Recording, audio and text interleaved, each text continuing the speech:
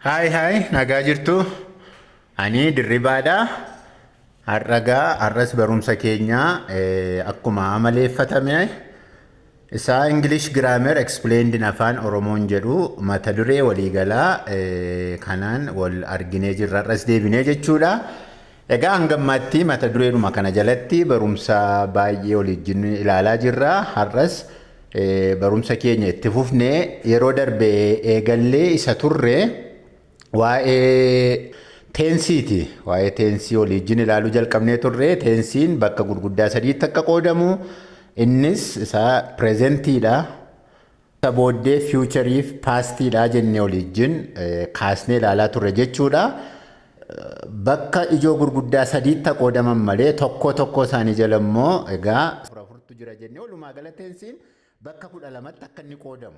Yeroodhaan jechuudha. Yeroodhaan bakka gurguddaa sadiitti qoodama. Tokko isaa jala immoo afurtu jira. Kanaaf walumaa gala bakka 12tti qoodamaa jennee kana qabachuun baay'ee salphaa akka ta'e. Namni tokko akaakuuwwan teensii 12 haala salphaa ta'een qabachuu akka danda'uuf yaadachuun immoo akka irra jiru wal yaadachiisnee ture barumsa keenya yeroo darbe keessatti. Egaa barumsi keenya guyyaarraa English Grammar Explained Afaan Oromoo jedhu ta'ee teensii keessaa waa'ee isaa sadaffaa waa'ee fiichariiti. Hangammaatti kutaa tokkoffaa keessatti waa'ee present tense ilaallee isa booddee lammaffaa irratti waa'ee past ilaallee har'agaa kutaa sadaffaa keenya keessatti waa'ee future tense waliin ilaallaa jechuudha. Barumsi keenya har'agaa future tenseidha. Future tense jala akkuma warra kaanii afurtu jira. Tokko isaa jala bifuma kanaan afur jira. Fakkeenyaaf future jala simple future tense jira tokkoffaa. Past jala simple past jira. Present jala simple present jira. Lammaffaa future continuous jira. Warra kaan lamaan jalas continuous jira. Sadaffaa perfect jira. Arfaffaa perfect continuous jira. Waan ta'eef har'agaa isaan kana tokkoon ilaallaa jechuudha. Future jechuun maal akka ta'eef akaakuuwwan isa jala jiran immoo arfan isaanii tokkoon ilaallaa jechuudha. Fakkeenyaaf future simple tense yookaan simple future tense hiikaan isaa is used to express actions that will happen at a later time. Future jechuun akkuma maqaa isaatii waan gara fuula duraatti ta'uuf malaati. Itti haanee itti fufee. Amma pireezentii irra jiraa jennu. Pireezentii irraa kaasee fiichariin yoomi? Amma pireezentii irra jirra. Yeroon ammaa kun nuuf pireezentiidha yeroon itti haasaa jiru kun. Yeroon amma keessa jiru pireezentiidha. Ammaa kaasee fiichariin jedhu yoomi? Yeroo baay'ee sammuu namaa keessatti hubannaa dogoggoraati jedhee waan ta'an yaadu fiichariin dirqamaan yookiin borii kaasee yookiin torban dhuftuu kaasee yookaan ji'a dhuftuu kaasee jechuu miti. Fakkeenya tokkoon isinitti dubbadha. Amma fakkeenyaaf namatu bilbilaa jira. Isa booddee I will call you later jedheen ergeef boodansii bilbilaa jedheen namichaaf ergaa deebisee ergeef booda jechuun sun yoomi? Akkas jechuun akkuman haasaa kana xumureen akkuman dhimma koo xumureen akkas jechuun fiichariin daqiiqaa kana booddee ta'uu danda'a. Daqiiqaa 30 booddee ta'uu danda'a. Sa'aat tokko booddee ta'uu danda'a. Ammuma yeroo muraasa booddee ta'uu danda'a. Waan ta'eef fiichariin jedhu dirqamaanii yeroo dheeraa booddee jechuu miti jechuudha. Kanaaf fiichariin maayinni fakkeenyaaf teensiidhaan yeroo ilaallu used to express actions that will happen at a later time. Yeroo taanee jiru keessatti wanta raawwatu jechuudha. Yeroo taanee jiru keessatti fakkeenyaaf foormii isaa ilaalle foormiin isaa yookaan ijaarsi akkaataa itti fiichariitti gargaaramnu saabjektiin jira. Saabjektii gaa beekna irra deddeebinee dubbanneerra waan ta'eef saabjektii jechuun maal jechuudha? Kallattiidhaan naawunoonni bifa akkamiin saabjektii ta'uu danda'u isa jedhu ilaalaa turre. Saabjektiin jira. Subject plus will yookaan shall plus verb 1. Fakkeenyaaf subjectiin jira. Auxiliary verb will jira. Shall jira plus verb 1. Verb 1 jechuun base verboota isa jalqabaa jechuudha.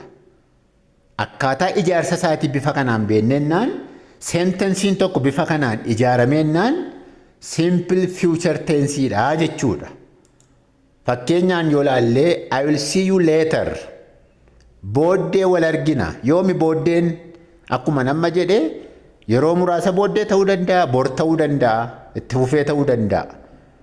Bifa kanaan sabjektiin jiraate, wiiliin jiraate, si inni jedhu immoo verbi waaniidha waan ta'eef sentensiin tokko akkaataa ijaarsa kanaan yeroo barreeffamu simple future tense ta'a jechuudha. Qormaatarra yoo dhufes, filmaata keessa yoo dhufes sentensiin bifa kanaan ijaarame subjectiin jira, wiiliin jira, siin jira. Subject plus will plus verbi one yeroo ta'u wanta itti fufee hojjetamu tokko bifa kanaan yeroo ibsinu simple future tense ta'a jechuudha. Yeroo baay'ee hiikaansaa baay'ee dafee nuuf galu yoo didee akaakuu verbii sana, akaakuu tensii sana hubachuudhaaf ijaarsa isaa, istiraakcharii isaa yookaan foormii isaa beekuun gaariidha jechuudha. Kanaaf kun itti fufee I will make a tea. Shaayiin danfisa. Yoom itti fufee kana booddee daqiiqaa tokko booddee ta'uu danda'a, sa'aatii tokko booddee ta'uu danda'a, galgala ta'uu danda'a, bor ta'uu danda'a. Fiicharii keessatti akkaataa ijaarsa isaatiin hinuman hojjedhaadha malee hojjechuutti hin fufaa, hojjedheeraa maaloo isa jedhu hin qabu kun. Shaayiin danfisa.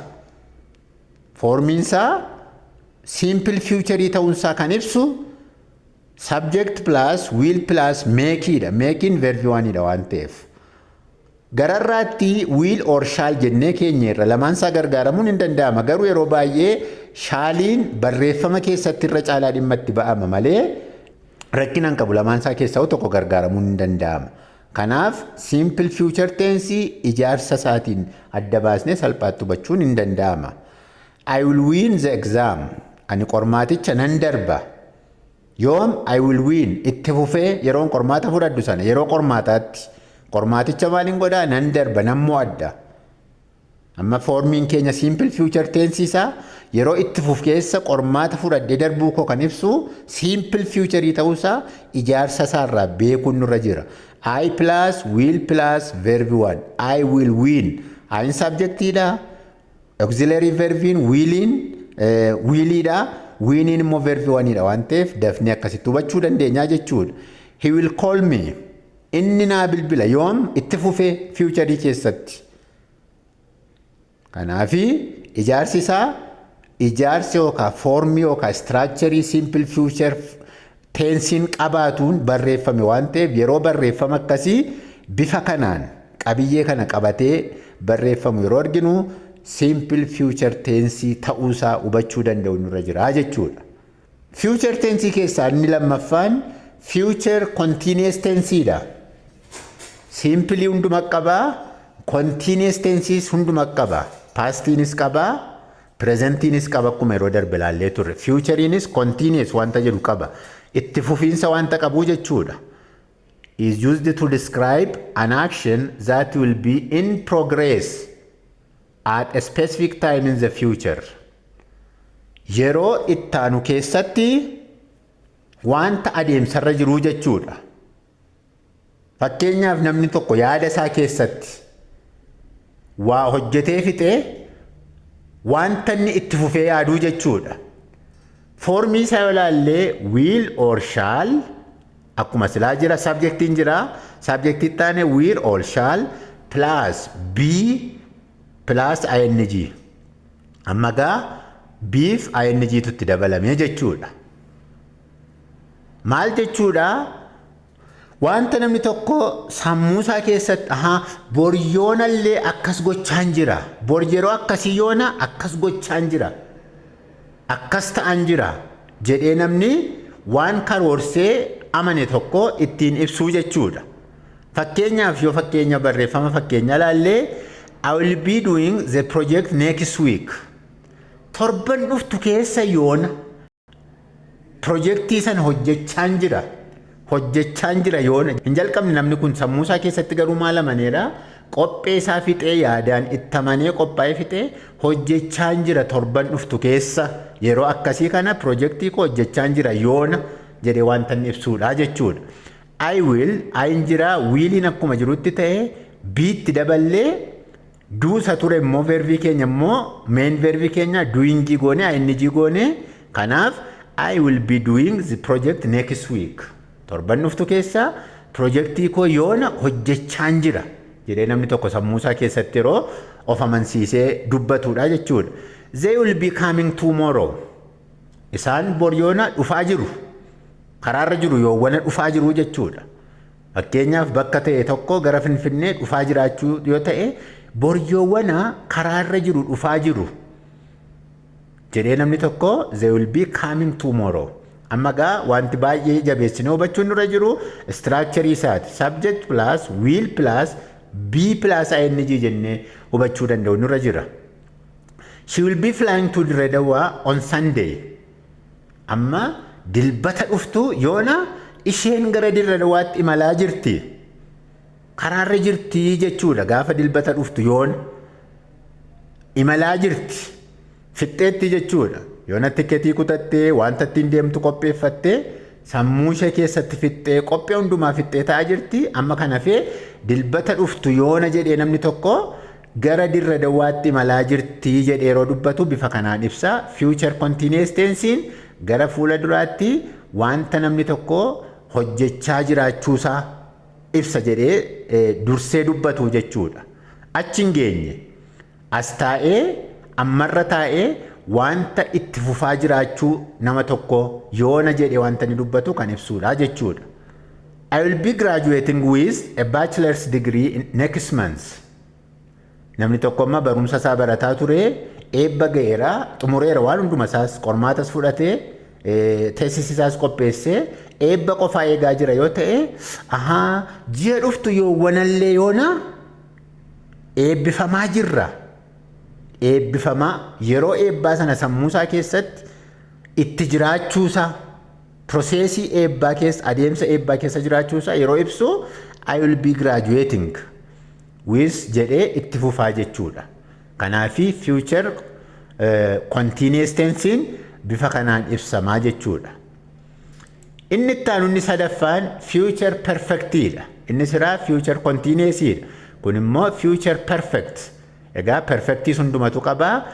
Used for actions that will be completed before some other point in the future. I will have arrived at Najjo next week. Torban dhuftu yoona ani Najjoo ga'eera. Najjoon biyya aanaadha. Torban dhuftu yoona ani jedhee namni tokko yoona Najjoo ga'eera. Inni siraayi continuousiin karaarra hin jira yoona. Torban dhuftu yoona Najjoo dhaquuf Dirredawaa dhaquuf Finfinnee dhaquuf karaarra hin jira yoona jedhee yaada. Amma immoo torban dhuftu yoona ani bakka sana ga'eera. Waan akkasii godheera. I will have arrived at Najjoo next week. Sammuu isaa keessatti fixeera godhee kan inni qabatamaadhaan hojiitti jijjiiree raawwatu garuu fiicharii keessatti. Garuu maa inni wanta sana akka waan xumureetti raawwatee keessa darbe akka waan xumureetti yeroo inni fiicharii keessatti haasa'uudha jechuudha. He will have received his award tomorrow. Boryoowwana fudhateera. Badhaasa isaa sana kennaa isaa sana boryoowwana bor yeroo akkasii fudhateera. Sichi fudhachaa jira otoo hin ta'in namni kun fudhatee xumuruu isaa sammuu isaa keessatti yaadee fixee waa'ee gara fuula duraa yeroo haasa'u he will have received his award tomorrow jedhee yeroo inni dubbatudha jechuudha. I will have bought new house after 2 years. TWO gochuun gaariidha. Ta'u jedhee jechuutu irra jira. I will have bought new house after 2 years. Waggaa 2 booddee yoona mana bitadheera. Nan bitadha. Waggaa 2 booddee yeroo akkasii kana mana bitadha jedhee namni tokko gara fuula duraatti yeroo haasa'u waan xumura argate wayii fakkeesse yeroo haasa'u future perfect tenseedhaan dubbataa jechuudha. Inni itti aanu future perfect continuousdha. Future perfect continuous immoo maa inni used to describe an action that will be ongoing up until a specific point in the future. Inni kun immoo maa inni fakkeenyaaf williin jira or shaalin jira having jira being itti daballa kanatti immoo sila yeroo dubbanne foormii isaa ilachuun gaariidha. Inni kun immoo will plus have plus been plus ing maal jechuudha. By next month, she will have been studying English for 5 years. Ji'a dhuftu kaasee Ingiliffa qo'achuu ishee itti fufti. Addaan hin kuttu gaafasii kaatee gaafa jalqabdu kaatee itti fufti. Addaan hin kuttu. Yoomi kaasee ji'a dhuftu kaasee. By next month, she subjectiidha, will verbiidha, having jira, being jira, studying ing formii qaba. She will have been studying. Ingiliffa qo'achuu ishee jalqabdee otoo addaan hin kutin itti fufti. Isa jedhu qaba. I will have been swimming next Monday. Torban dhuftuu kaasee, wixata dhuftuu kaasee, daakaa daakuu koo eegalee itti fufa. Jedhee yeroo dubbatu waa'ee gara fuula duraa namni tokko bifa kanaan ka'aa jechuudha. Future perfect continuous tense immoo amala akkasii qaba. I will have been teaching you next week. Torban dhuftuu kaasee si barsiisuu koo ittiin fufa addaan hin kutu ittiin fufaa jechuudha kun immoo. Yeroo ta'e tokko poointii ta'e tokkorraa jalqabee otoo addaan hin kutin itti fufuusaa mul'isuudhaaf bifa kanaan future perfect continuous tense dubbataa jechuudha. Egaa barumsi keenyaarraa future tense ilaalchisee qabxiiwwan gaggabaabaa 4 walii wajjin ilaallee kana fakkaataa. Ingiliffiin qo'atamuu jedhu namoonni garuu Ingiliffiin qo'atamee iyyuu nama rakkisaa jennee turre yeroo darbe. Kanaaf qo'achuun baay'ee murteessaadha. Gatiitti ilaannee wantoota garaagaraa jiran kitaaba hard copy isa ta'uu Google isa ta'uu YouTube irraa barumsa namoota garaagaraa ilaallee nuu galuu eegaleennaan baay'ee nuuf gala. Cimaadha jennee dhiisneennaan garuu baay'ee nu rakkisa waan ta'eef jabeessinee qo'achuu danda'u nurra jira. Kun haga baabbatu iyyuu malee ka'umsa yookaan deeggarsa barumsa sakaanii tumsa nuuf ta'uu danda'a waan ta'eef akkasitti hubachuun gaariidha. Yeroo ittaan immoo egaa waa'ee teensii keessaa baanee conditional sentences jedha. Kunis qaamuma teensii godhamee ilaalama yeroo baay'ee isa walii wajjin ilaalluu eegalla. Hangasitti nagaan tura.